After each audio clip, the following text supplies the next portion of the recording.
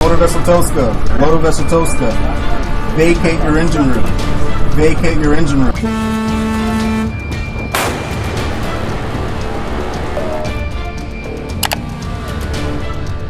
अमेरिकी राष्ट्रपति Donald Trump ने पाकिस्तान के आर्मी चीफ आसिम मुनीर से बात की है। ये बातचीत ऐसे वक्त में हुई है जब होर्मुज स्ट्रेट में नाकेबंदी और तनाव अपने चरम पर है।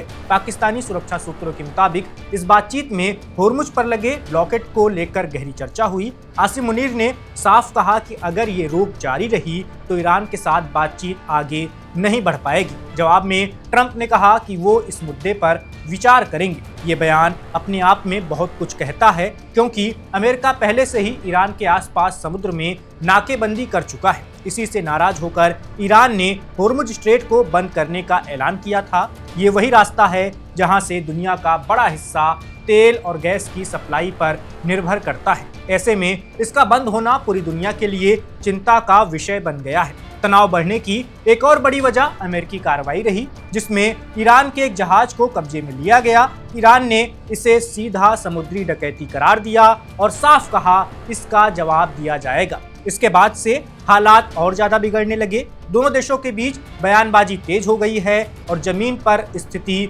संवेदनशील बनी हुई है। इन सब के बीच पाकिस्तान में प्रस्तावित दूसरे दौर की बातचीत को लेकर भी अनिश्चितता बनी हुई है। ईरान का कहना है कि अमेरिकी नौसैनिक नाकेबंदी सीजफायर समझौते का उल्लंघन है। इसके साथ ही अमेरिका की सख्त भाषा ने माहौल को और खराब कर दिया है। ऐसे में ये साफ नहीं है कि बातचीत आगे बढ़ेगी भी या फिर नहीं। दूसरी तरफ कुछ रिपोर्ट्स ये भी कह रही हैं कि बातचीत एक दिन नहीं बल्कि कई दिनों तक चल सकती है। कोशिश ये है कि पहले एक अस्थायी समझौता किया जाए जिससे सीजफायर को आगे बढ़ाया जा सके।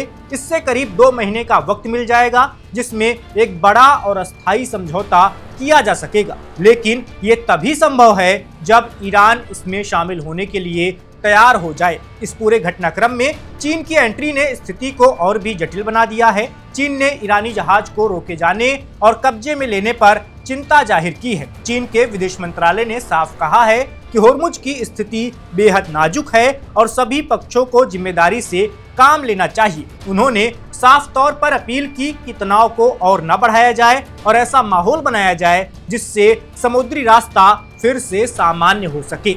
अमेरिका ने अपनी कार्रवाई का बचाव करते हुए कहा है कि उसने जिस जहाज को कब्जे में लिया है वो नाकेबंदी से बचने की कोशिश कर रहा था, लेकिन इस दावे ने विवाद को और भी गहरा कर दिया है। ईरान इसे अपने खिलाफ सीधी कार्रवाई मान रहा है और जवाब देने की बात कर रहा है। अब स्थिति ऐसी बन गई है जहां एक तरफ बातचीत की कोशिशें चल रही हैं तो दूसरी तरफ टकराव का खतरा बढ़ता जा रहा है। होर्मुज स्ट्रेट में बढ़ता तनाव, चीन और ईरान की नजदीकियां और अमेरिका की सख्त नीति मिलकर एक ऐसा समीकरण बना रही हैं जो आने वाले समय में बड़े टकराव का कारण बन सकती हैं। दुनिया की नजरें अब इस बात पर टिकी हैं कि क्या हालात संभलेंगे या फिर संकट और गहराता जाएगा, और क्या ईरान और चीन मिलकर स्ट्रेट ऑफ होर्मुज में अमेरिका के सामने कोई बड़ी मुश्किल खड़ी कर सकते हैं, अमेरिका को बड़ा नुकसान पहुंचा सकते हैं या नहीं। इस वीडियो में बस इतना ही। मेरा नाम वैभव है, आप देखते रहिए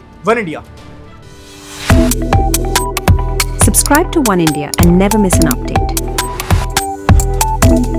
Download the One India app now.